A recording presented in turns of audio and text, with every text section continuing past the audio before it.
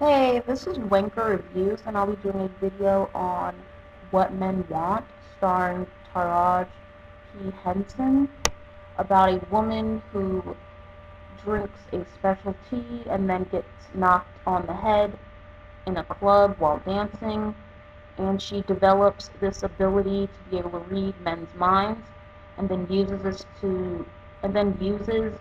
this to her advantage in order to get ahead in her job. Now, let me just start off by saying that I was actually very surprised that this only got a 2.5 on IMDb, because I saw the movie and it's honestly not bad at all. I actually really enjoyed it. I thought that there was actual effort put into the writing and to the jokes. I really appreciated that that they weren't lazy, that they used actual writers for this movie instead of just depending on ad-libbing. I really hate when comedies only depend on ad-libbing just because they don't want to spend or make the effort to write a script. This actually had a script. There were actually some really funny scenes in this, and everyone did a great job. Everyone was a great actor. Everyone was doing their part. My only problem was that I felt like the movie could have been tighter. I felt like during the third act there was a lot going on. There was a lot that needed to be wrapped up, and it just made the movie kind of drag a little bit. Not drag as in it was boring, but it was just a lot to take in.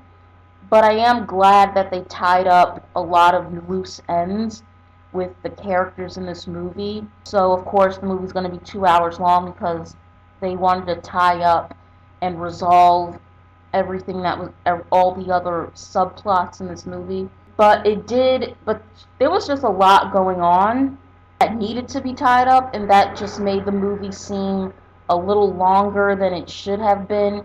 It got to the point where I actually forgot about Taraji's love interest, played by Aldous Hodge.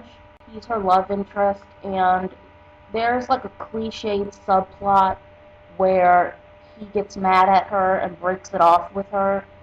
And during the third act, she was resolving so much conflict in her life that I actually forgot for a moment that he was a part of this movie, and that she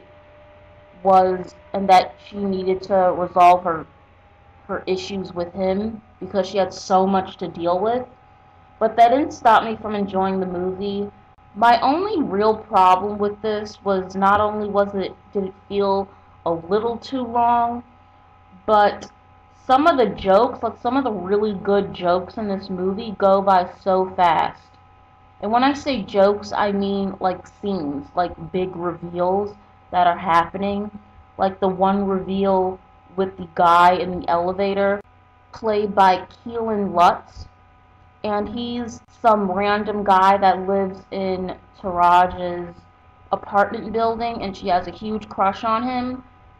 The scene between them, when they finally start interacting with each other, that scene is actually a really good scene. It's a great build-up, but it just goes by so fast, and I wish they had spent an extra maybe 20 seconds more on that scene between them, because it's a really good joke, and it's a funny in my opinion, because you honestly don't see it coming, and I just wish they had spent a little more time on that scene in particular.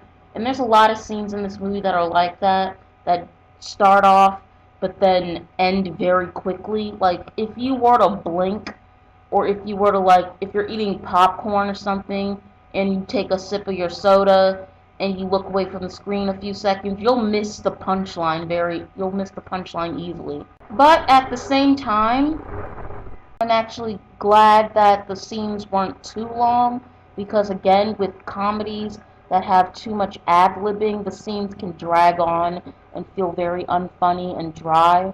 So I can't complain too much.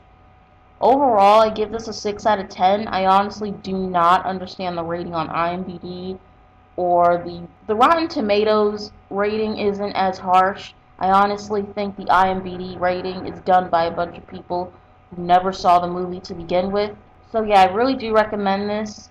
You can either see this at home or in the theater. If you're not much of a movie theater person, this isn't worth going to the theater for. I would honestly wait for rental, but it's still a great movie. So yeah, 6 out of 10.